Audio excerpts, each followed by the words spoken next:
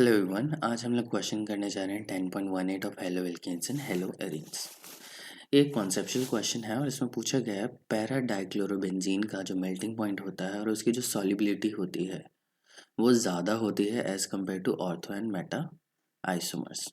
तो सबसे पहले हम लोग डिस्कस करेंगे मेल्टिंग पॉइंट के बारे। सो मेल्टिंग पॉइंट क्या होता है? कोई भी ऐसा टेम्परेचर जहाँ पे सॉलिड किस में कन्वर्ट हो जाता है, लिक्विड में। या हम लोग बोल सकते हैं कि सॉलिड और लिक्विड एक इक्विलिब्रियम में एग्जिस्ट करते हैं।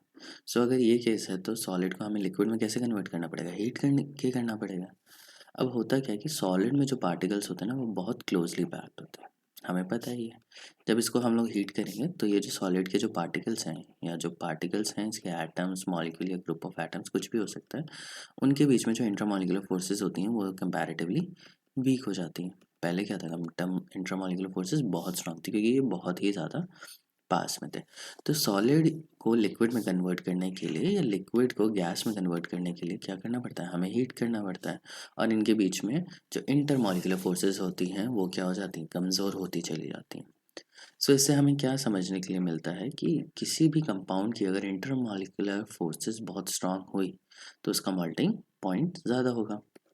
अब हम लोग बात करते हैं पैरा डाइक्लोरोबेंजीन। जो पैरा डाइक्लोरोबेंजीन होगा वो किस तरीके से होगा? इस तरीके से। ऑर्थो कैसा होगा? इधर से Cl एंड Cl। और मेटा किस तरीके से होगा? मेटा पोजीशन में लगेंगे। एक क्लोरीन को मैं यहाँ लगाता हूँ तो ortho, meta and then para.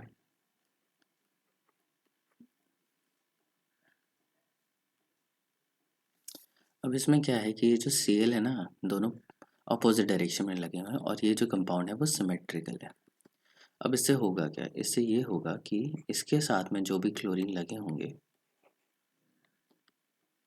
उनके बीच में फोर्स ऑफ अट्रैक्शन ज़्यादा होगा, मतलब इंटरमॉलिक्यूलर फोर्सेस ज़्यादा होंगी। यहाँ पे इन कंपाउंड्स के लिए इंटरमॉलिक्यूलर फोर्सेस कौन सी हैं? मेजरली वन डर फोर्स होंगी। अगर दो मॉलिक्यूल के बीच में डिस्टेंस कम है तो इंटरमॉलिक्यूलर फोर्सेस ज़्यादा होंगी। अगर दो मॉलिक्यूल के बीच में डिस्टेंस ज़्यादा है तो इंटरमॉलिक्यूलर फोर्सेस कम होंगी। अब आप देखो ये जो क्लोरीन के जो मॉलिक्यूल्स हैं, ये डाइक्लोरोबेंजीन है, वो बहुत अच्छे से परफेक्टली फिट हो जाएंगे एक क्रिस्टल लेटिस में।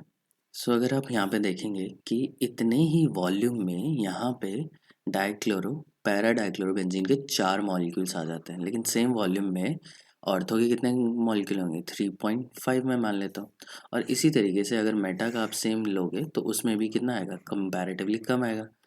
तो इससे मुझे क्या समझ में आ रहा है कि जो पैरा डाइक्लोरोबेंजीन है ना वो बहुत अच्छे से पैक्ड होती है एक क्रिस्टल लेटिस में।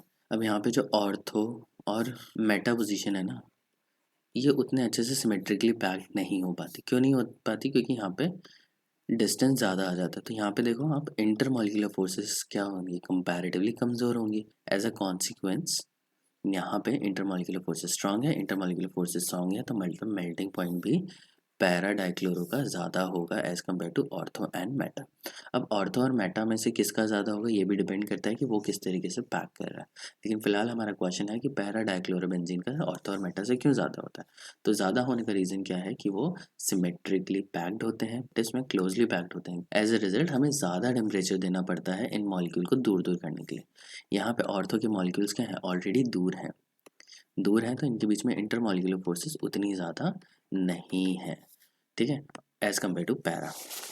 Next is solubility. अब सॉल्युबिलिटी पैरा डाइक्लोरोबेंजीन की ज़्यादा नहीं होती, कम होती है, ठीक है। तो ये क्वेश्चन में थोड़ा सा प्रॉब्लम है कि सॉल्युबिलिटी कम क्यों होती है। अब सॉल्युबिलिटी जो होती है वो डिपेंड करता है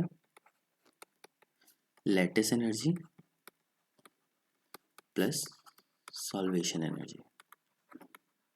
अब जो लैटिस एनर्जी होती है वो होती है पॉजिटिव, मतलब किसी भी लैटिस को, किसी भी क्रिस्टल को तोड़ने के लिए हमें क्या चाहिए? एनर्जी चाहिए।